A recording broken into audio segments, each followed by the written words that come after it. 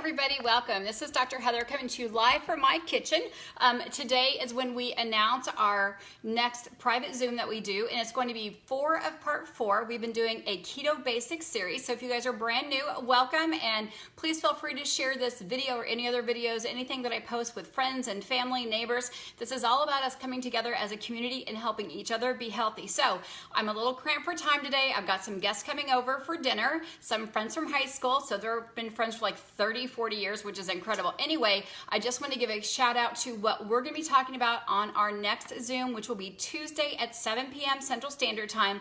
Last week we talked about fat and feeding, so intermittent fasting, why you would do that, what it really means, water fast, dry fast. So anyway, that was last news. Now news is winning at keto, low carb, no sugar, whatever it is lifestyle you're trying to accomplish. We're going to give you 5 do's and don'ts to help you accomplish whatever it is you're trying to do. So maybe you're stuck, maybe you're at a plateau. We're going to find what being stuck and at a plateau really means, and then give you some super easy hacks that you can help mix it up. But I'm just going to make this a double today, which means I'm going to show you what I'm cooking because my good friend Dr. Erica gave me a recipe, and I'm going to try it right here in front of you guys. If you know me at all, I love ice cream. And if somebody says I could be eating ice cream every day, 3 times a day, I probably would, but I have not been because of the way of eating that I have chose to do, which is actually keeping inflammation down, better sleep, better cognition. So ice cream has been out the door except for on special occasions. I am very sensitive to dairy. It causes a ton of inflammation overnight. So I'm going to make 2 types of this mason jar ice cream. So I'm going to do one with a little bit of heavy whipping cream. We only have a smidgen left. And the other one I'm going to do with coconut oil or coconut milk. So the recipe called for 1 cup of 1 cup of heavy whipping cream. So we're actually going to measure this out here.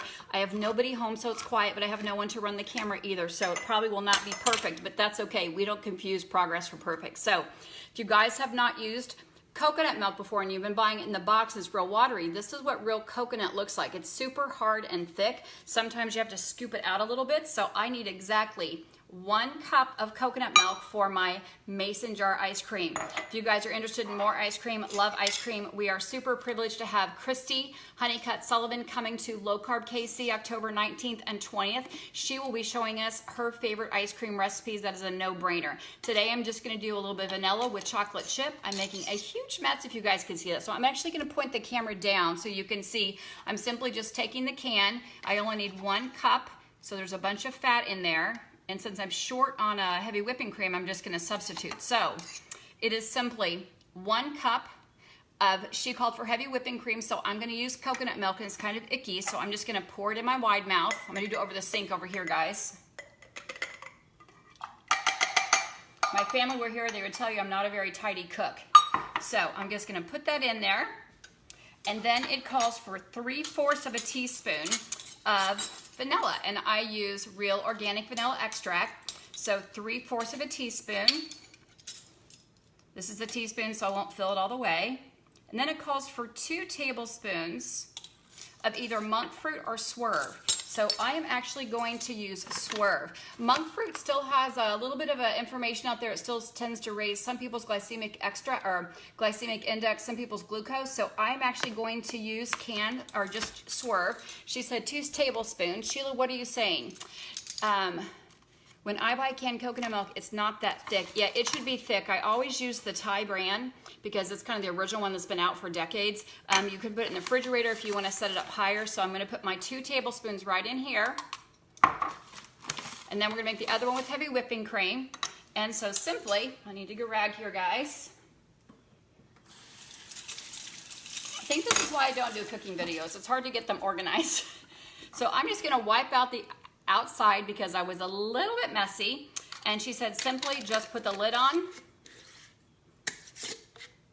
So it was 1 cup of heavy whipping cream. I used coconut milk, 3/4 a teaspoon of vanilla extract, organic as always, gluten-free, and then I used swerve. And she just said shake it up.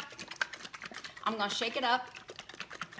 And I'm sure you could put lemon in here because I got some fresh lemons over there. I know you could put some chocolate chips. I've got some Lily's dark chocolate chips. So I'm going to shake this up and I'm going to put it in the freezer. The next one I'm going to make is with heavy whipping cream. So we'll have a taste off tonight since we've got friends coming over.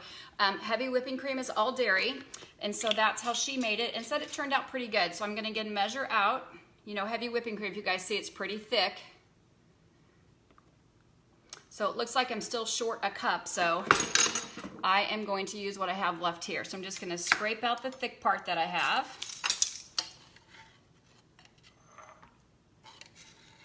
And the fat on top of the coconut milk is the thick, it's the cream. The other is just the coconut water, so to speak. So I want to, because you want ice cream to be thick, I'm just scooping out the big chunky parts. Some people put it in the refrigerator and let it turn hard, and then they kind of scrape off the top of that. But I think I've got it all. So if you can see, maybe I'll dump this out here. So what's left is just some liquid coconut. So it's kind of like, this is just coconut water. And then what I've got here is super, super thick. Oh, it's stuck to the bottom of mine. Super thick and creamy. So again, I'm just gonna pour it over my sink here.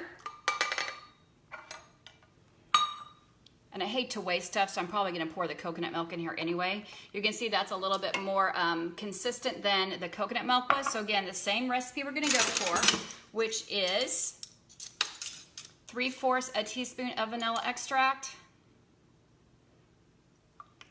and then 2 tablespoons of swerve or monk fruit. I will post this down below. I'll probably end up posting it on my Ask Dr. Heather blog. It's just easier to keep it organized there. So again, I chose to use swerve. And I'm only gonna put in 1 tablespoon instead of 2 because I don't like it super sweet. And I think I'm also going to I'm gonna shake this up, and then maybe in 30 minutes, I'm probably gonna get it out and put some dark chocolate chips in there. I also have a great recipe for some no-bake cookies that I think would be super good. So you could actually have like a no-bake cookie ice cream. So that looks like it's ready to go. This is my dairy using heavy whipping cream. It's already popping. And this is my coconut milk one, so it's a little bit darker. I'm gonna set those right in the freezer, and then I will let you guys know how it turns out. And then I'm gonna, again, double duty. What am I making? If you guys saw, we're an abundance of zucchinis right now. We made zucchini tater tots, zucchini chips, but today we're actually just gonna fry some zucchini squash. So I'm gonna get that ready for you guys, because some things are super simple to me. Some of you are just now starting on your cooking journey. So let me 10-second tidy here, and let me show you exactly what I'm gonna do with my squash. So we had a bunch of yellow squash come our way. My mother-in-law brought that. I always use a veggie wash. Even when it's homegrown, you never know what pesticides are on there. I also have a super simple recipe where you can use baking soda or some ascorbic acid, some powdered vitamin C, and wash that. So I'm simply gonna wash my squash. And then I'm just gonna cut a little bit slowly here. If you guys have questions, let me know. If you have a great recipe I should make, let me know. But this is about being super and simple and decadent. So I'm just gonna cube this yellow squash. I'm gonna get my pan hot. I've got some leftover baking grease, but you could actually use coconut oil. I'm trying to not cut my fingers here, so I'll put the camera down a little bit here. I'm gonna put some onion in there, a little bit of cilantro and tomato, because we've got some stuff left over. So if you guys know, I don't always measure everything. And really, when you're cooking with natural foods, it is honestly hard to measure, because like if you're gonna grate zucchini, you've got to use a cheesecloth and drain it out if it's super moist. If it's dry and not good quality, then you're not gonna end up having, you know, a super wet zucchini if you shred it. The yellow ones are great for chips. You can also make some mashed potatoes. So I am not gonna take 15 minutes here to show you what I'm doing, but I'm just gonna give you the basic idea here. So it'll be a super simple recipe. I have 5 squash. There's no magic number. I'm just cutting what we have there so it doesn't go bad. So I'm gonna take my camera out here. So I simply just have my squash that I have cut up here, my yellow squash. I'm gonna throw in onions. I'm just gonna dice them up there. And then how I'm gonna cook it, I'm gonna wait till my guests get here. I'm simply just gonna put, again, some oil in my pan. If you guys can see that, I think you can. And then I'm gonna put some onion and mixed garlic. We've got some leftover cilantro and onions put in there. And then probably gonna top it, of course, with a little bit of bacon bits. So when you're frying squash, because it's super, I know Pam says I said super too much. I guess I do. Super simple, super easy. It's super soft, so you want to fry it at a really high heat. Coconut oil has a really high heat, so does bacon grease. Butter does well. It doesn't do as well if you're using things like olive oil, because the melting point's a little bit different. So I like to get the pan super hot. I maybe could come back live and fry it, or I'll tape it and then put it down here below here, but I'll get the pan super hot with the grease. I'll throw the onions in there, I'll throw the bacon bits, I'll throw the garlic in there, let the onions kind of caramelize, and then last, throw the squash in there, toss it for 4 to 5 minutes, and then just sprinkle some bacon bits on top so they're nice and crunchy. So that's it, guys. That's as simple as it is. It's delicious. My family loves it. Hopefully my friends will love it too. So I will definitely let you know how this turns out. So I'm gonna just say goodbye for now, and let me know if you wanna join us on this week's Zoom, which will be Tuesday, 7 p.m. Central Standard Time. Drop me your email address, or you can message me your email address, or I'll put my email up above and you can email me your address. So whichever way is easiest, just let me know. Drop me your email so I can add you to my contact list. And then what we do is we just send out the Zoom link on Monday and Tuesday, and then this will be our part 4 of our Keto Basics series. And if you've been watching me, we are going to start 3 10-day series of decluttering, detoxifying, getting the artificial stuff out of our house. We're gonna start with our cupboard, our refrigerator, and our bathroom pantry. So that'll be the first 10 days. Then we're gonna talk about decluttering our mental and emotional garbage, and then decluttering our movement, how we can get better movement in out of our just day-to-day basis. I know everybody's crunched for time, but this is what I know. Somebody said, why do you do things in 10 days? Well, if you've heard me say it before, our tongue actually turns over every 10 days. So if I burnt my tongue tonight on some skewers or whatever it is I burnt it on, then it would actually be healed in about 10 days. So if your taste buds are heightened to sugar or salty, after 10 days, if you take sugar away, everything tastes a whole bunch sweeter. So it's not gonna taste the same, and it helps you really control that sugar appetite, because once our tongue senses it, it tells our brain it's not very far away, sugar, sugar, sugar, and then dopamine rises, and epinephrine, norepinephrine, which is our feel-good hormones, they go up, and then it comes back down, and then we want sugar again. So if we can do 10 days to cut the sugar out, and that's what this is about, you winning at whatever it is lifestyle you want to do, whether it is just cutting out the sugar for 10 days, if it is just going keto, going low carb. Again, you can be low carb all year long, but if you go keto, I want to make sure you're measuring to make sure you're keto and not doing too low calorie and being keto, because you want to make sure you're safe and protecting your lean muscle mass. As always, I'm not here to diagnose or to treat or give you any medical advice, just sharing simple tricks or hacks that I do with my patients to keep it very simple, very reasonable. I am a busy person. I have 4 kiddos, so I had a moment here to just jump on here, but know that we are trying to be a little more targeted. We as in the community, all of you guys, we're all the we together, that 7:30 seemed to be a time that everybody, when I took a poll, said 7:30 Central Standard Time will be our chat. So last night, someone had been asking me, actually about 100 of you have been asking me about fibromyalgia. So I did just a quick little 5 do's and don'ts for fibromyalgia to help get you started on your journey. And that's what this is about. 2 to 3 degree shifts every week can make huge changes in just 1 to 2 months. So this is not about remodeling your whole body inside and out in 48 hours or 72 hours. This is about getting you started. So thank you guys for joining me. Drop your email down below if you want to join us on our part 4 series of winning or making it super simple, breaking plateaus at our keto, low carb, no sugar lifestyle.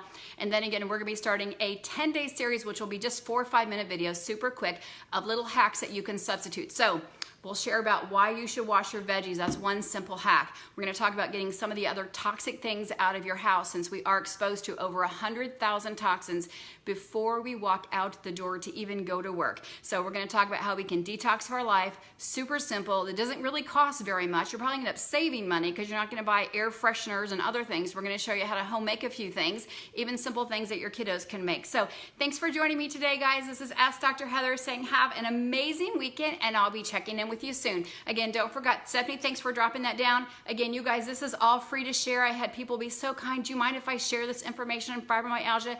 Yes, please share that. Past videos, please share. You can also go to my YouTube channel, which is Ask Dr. Heather. I know, super creative. Instagram, Ask Dr. Heather. My blog is askdrheather.net, not .com. That will be a vet. So you don't want to go there for animal. Maybe you do want to go there for animal tips. Anyway, hey mom, thanks for joining me. And everybody, thank you for wishing my mom all the amazing happy birthday wishes. She had hundreds of wishes from all you guys. So thank you for that. That was from my mom, who's right down there below. So again, send me your email address, share it with friends. Let me know how I can help you on your journey towards better health. Have an amazing day.